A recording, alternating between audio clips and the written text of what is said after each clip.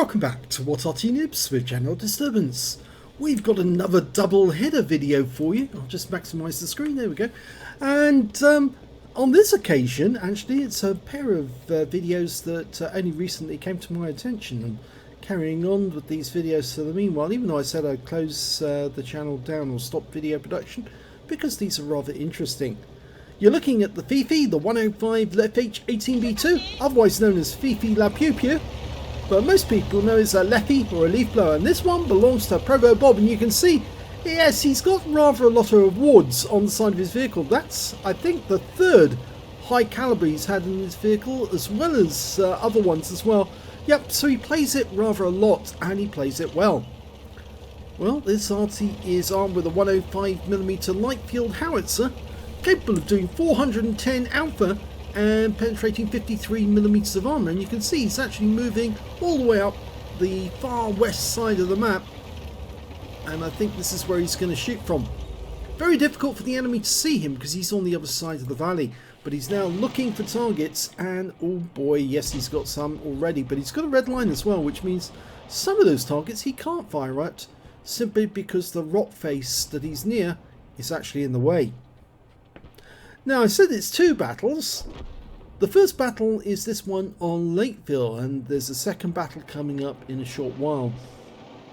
And I think you can see a distinct difference between the two battles. Now, as you know, the Australian-New Zealand server doesn't have a huge number of players, and of course Wargaming puts bots into them. It's the same on the South American server. So there are bots in this game. And what I'll do is I'll put up the full list, and you can see the ones which are bots are the ones which got colons in front of them and behind them. And it looks like a pair of bots have died on his team already. Oh, lovely! The first shot he gets. He kills an M5 Stuart by sending him a light. Fires another round at DW2 and gets a nice little hit. Of course, this guy can't even see who's hitting him. He just knows that he's being hit from this direction, but he can't see ProvoBob because he's halfway up the valley. That guy's tracked. Very vulnerable now. Reload time 7.6 seconds, and now he's dead. He's back in the garage.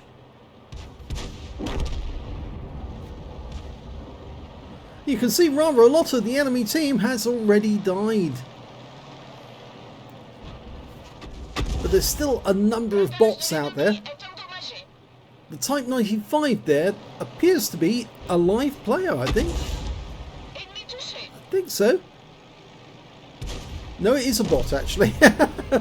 My mistake.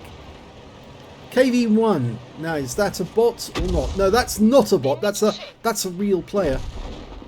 And our SU-76 just dies to their Grilla. Now, most Artys tend to be live people because obviously the bots can't really work for Arty.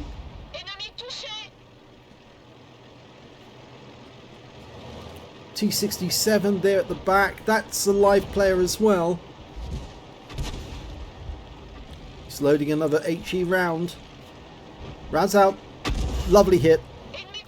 And potentially that means he's got 20% of the enemy hit pool, which means he might have earned a high caliber, but he can't guarantee that. He just has to keep on piling on the damage to try and get the high caliber.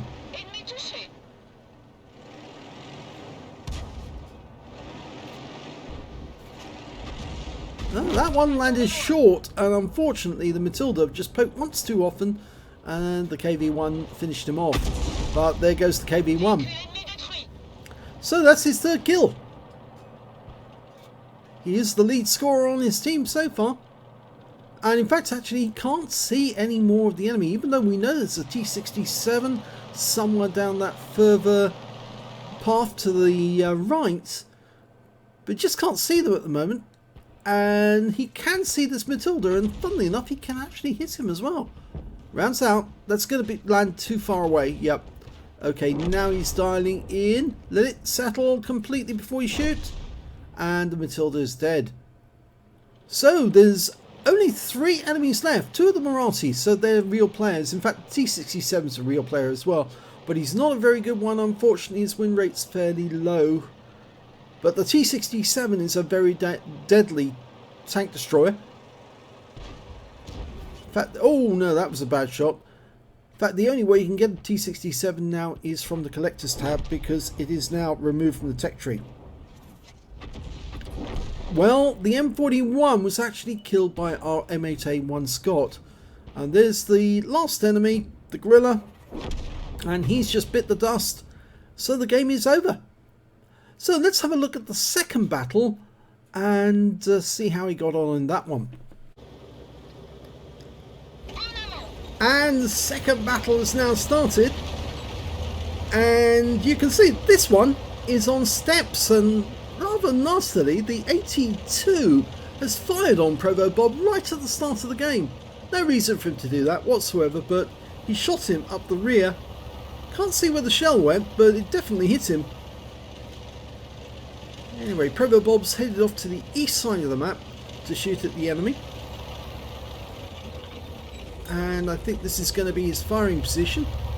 Now, it's a reduced numbers game. There's not quite 15 on either side, but I don't think that's going to slow ProvoBob down at all. Remember, this is the Australian-New Zealand server, so there will be some bots. In fact, there's rather a lot of bots, and that's why I've got the full names up as well. The bots are identified because they've got a colon in front of the name and after. Oh, he just killed an Su-76M up on top of that hill. So he's got the first kill of the game.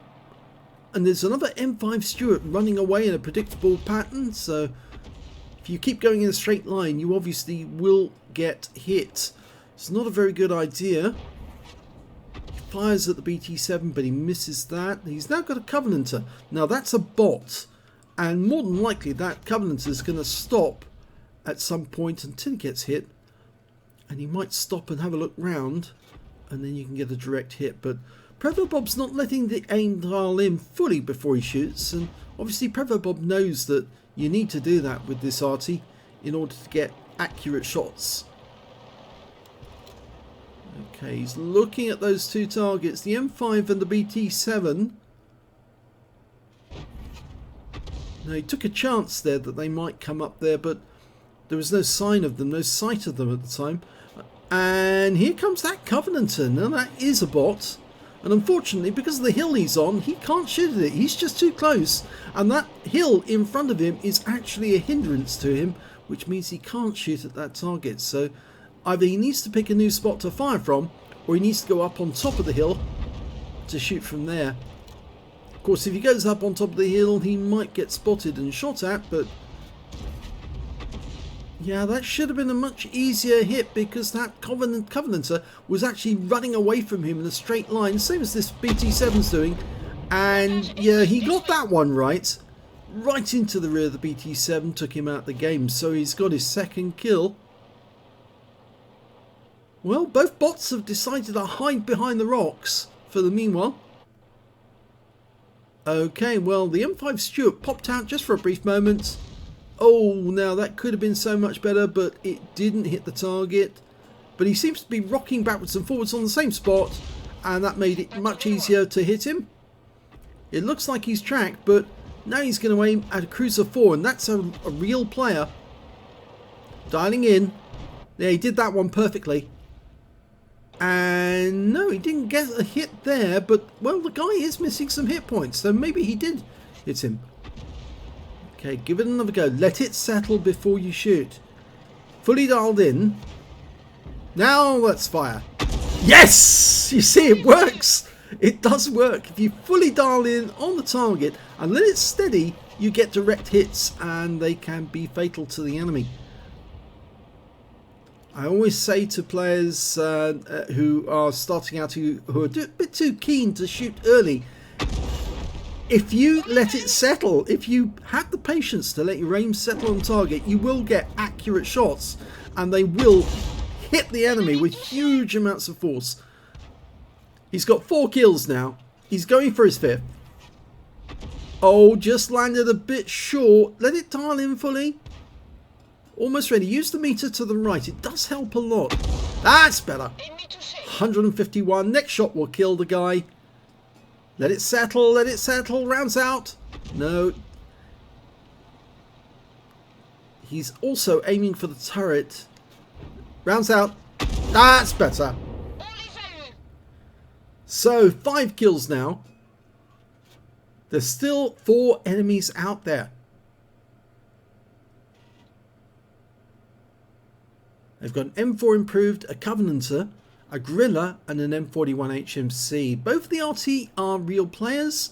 The Covenanter is a bot, and the M4 improved is a real player as well. That's a premium tank, although you do see premium tanks with bots sometimes. Okay, so looking where the M4 improved was last seen, we do have another player over there. Oh, that's a target he didn't want to miss. That's the Covenanter. He's killed all the light tanks in the battle so far except for that one. The guy stopped. So close. So close. Get it right. Get it right. Line up the target. No, he fired that one too hastily. The Covenant is exchanging fire with our Bishop, and our Bishop's on fire. But that shot hit the target. Potential high caliber. He's qualified on 20%, but something else he's qualified for. He's also got a Top Gun, and he's got a Naiden's Medal as well, because he's killed all the enemy light tanks in this game. He's now aiming for the M41 HMC, who's right up on the back of the map. And unfortunately, it's such a long range away that the reticule's flattened. And not only that, but the M41 went in for the ram kill and on this occasion failed. He's a light tank attacking a medium. That won't work. But if you're a medium Arty with medium tank Arty hitting a light tank, yes, you can kill the enemy. That's a nice hit on the Gorilla. 167, he's tracked. He fires another round in, but he wasn't fully dialed in and misses the target. Let it settle. Use the meter to the right. It helps tell you when you're fully dialed in. And you get a kill. You see, it worked that time. I thoroughly recommend getting this aim timer because it really does help you tell you when you're dialed in, when it's safe to fire. It saves you from wasting shots on enemy tanks by firing too hastily. That looks to be fairly okay, but it lands just behind the M4 improved. He's the last enemy. And ProvoBob's got 7 kills. If he can get this one, he actually gets the Radleys. But it's 630 hit points. He's also potentially got the high caliber. We know that already, potentially. Round goes in. Big hit, 175. The Matilda backed away. Even though he's a good player, that Matilda. He's a purple rated player. I know, little purple star means he's fairly good at the game. That's his XVM rating, although we don't use XVM to target tanks. We target them by the necessity. And there he goes. He's got his Radleys. A long range shot right over the other side of the battlefield. And he wins the game for his team. 13-8. So it was a reduced numbers. 2 less on their team. But let's have a look at the end of battle results for the first battle first. Well, we can see in the first battle on Lakeville, he managed to get a second-class tanker and also picked up a sharpshooter for getting 10 or more consecutive shots on the enemy. He got an arsonist because he set fire to the M5 Stuart and watched it burn to death. He also got a bruise the medal for getting at least 5 critical hits. He got 10. But best of all, he did pick up the high caliber because he did the most damage in the game. And his win rate from that one was 6,710. So let's have a look at the team score and see where he was. Well, you can see there was a number of live players in this game. There were some bots, but quite a few more live players than you normally get. 2,410 hit points. The only player over 2,000 hit points in total. The next highest being the VK3001H on the enemy team with 1,103, and then the Cavalier with 1,046. When it came to kills, he shared the top spot with the Cavalier. And when it came to base XP, he's still got the top. And effectively, that means he's got the top in all 3 columns. 858 base, 737 to the Cavalier, 569 goes to the T1 Heavy. He fired 20 shots, got 14 direct hits and 3 penetrations, 12 splash, damage of 2,410 hit points, and all of it was at more than 300 meters. He earned 98,824 credits from that game, but he did get a 50,000 credit boost from completing a mission. So technically speaking, he earned 48,824 credits. And after the XP, he took away 3,089. So a very good game there on Lakeville, but let's have a look at the results for Steps. Well, it was a lot better on this one because he got an ace tanker, and he's had an ace tanker before because there's no scrolls underneath. You can see he also picked up a bruiser medal for getting at least 5 critical hits. He got 24 in this one. And he also picked up a Gauze medal for doing more damage, exceeding 8 times the hit points of his own vehicle. A Radley Walters medal for getting 8 kills. You saw him get that 8th kill by killing the M4 improved. He picked up a Naden's for killing all the enemy light tanks in that game, as well as the High Caliber for dealing the most damage in the game, and the Top Gun for getting at least 6 kills. And his win rate was much better, 10,885 on this one, so definite improvement. And that improvement came about because he was dialing in on his target before he was shooting. He was letting it get accurate. I know he did make a few mistakes, and yes, but he kept reminding himself to let it dial in, let it settle, and then he was getting accurate shots. And it does pay off in the long run.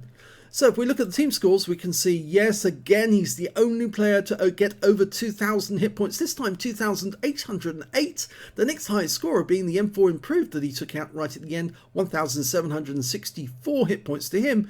And the Matilda, who's the really good player on the team, 1,270 hit points of damage to him. When it came to kills, he had the highest number with 8, more than half the enemy team. The other high scorer was the M4 improved with 5 kills, 1 short of getting a Top Gun, 1/3 of our team. Oh, actually less than 1/3 because obviously it was a reduced numbers team. And the Matilda and the M4A1 on his own team managed to get 2 kills apiece. When it came to base XP, well, he's got the top in all 3 columns again, and this time round he was the only player to get over 1,000 base, with 1,237, 685 going to the Matilda and 633 going to that M4 improved on the enemy team. He fired 37 rounds on this occasion, 12 direct hits, 7 penetrations. I think it really did help that some of the enemy tanks he was taking down were fairly thin on the armour, and 12 splash. Damage of 2,808 hit points, of which 2,227 were at more than 300 meters. Very few short range shots, and that's mainly because he was actually basing himself behind that hill. As I said, you really need to go up on top of the hill if you're going to get shots at short range targets. But the problem is, if you do go up on top of the hill, you are going to get seen, and the enemy Arty more than likely will fire at you. On the credits side, he earned 94,517 credits on this one, but he did get a 40,000 credit boost for completing a mission, so his actual total was 54,517, so slightly better than the other game, slightly less on the benefit from the mission. But he did pick up 25 bonds in this game for completing one of the daily missions, and 2,597 experience points overall. So a big improvement, and it all comes about by letting the aim settle on the target before you fire. If you use that aim timer to the right, you can watch that clock tick down. The moment it gets to 0.00, or says in Russian reduced, that's the moment you fire. You press the fire button the moment it hits that, and usually you'll get a very accurate shot. Not all the time. Sometimes RNG comes into it and sends the shells somewhere else, but that's just Wargaming effing with us.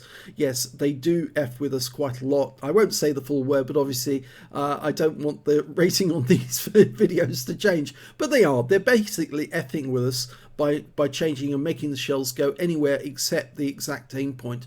But with the Fifi, with the Bishop, and with the FB304, you can get accurate shots one after the other if you let the aim settle first. And well, ProvoBob proved it on this occasion, and he got a huge set of medals to go with it, and a very good game indeed. So yeah, didn't really warrant his teammate firing at him in the ass. This is the name of the player, Das Mosh. Not sure why you fired at him, but he actually got a cool headed in this game. I'll just click on that again. Yes, he did get a cool headed because he received quite a few shots from the enemy, but he was destroyed during the game as well. So maybe he deserved to go down because he was being such an a-hole for shooting his teammate in the rear and disqualified himself for getting any high caliber as a result. So yeah, if you do happen to shoot your teammates, do remember we have a mod which actually identifies idiots like you, and obviously we can put you on that mod so that in future, if people come across you in battle, then they can deal with you appropriately. So I hope you enjoyed those replays, and if you did, please give the video a like. Do subscribe to our channel. I know I have carried on producing videos past the point at which I said I would stop. For the moment, I think it's much easier for me to produce only, say, 2 videos a day than the 5, because the 5 was causing me a lot of problems, a lot of stress, and it was actually affecting my health. So producing 2 a day is slightly easier, and of course then I can do these double header videos where you're basically seeing 2 games one after the other, and you get to compare different tanks, different players, and see if you want to get that particular vehicle, or just have a lot of fun. And one video lasting, say, 20-30 minutes is probably better than having to watch 5 or 6 or 7 videos which are 10 minutes each, even though they're about the same amount of time. But anyway, I hope you enjoyed these. If you did, please give it a like and do subscribe to our channel and leave a comment down below. Thanks for watching.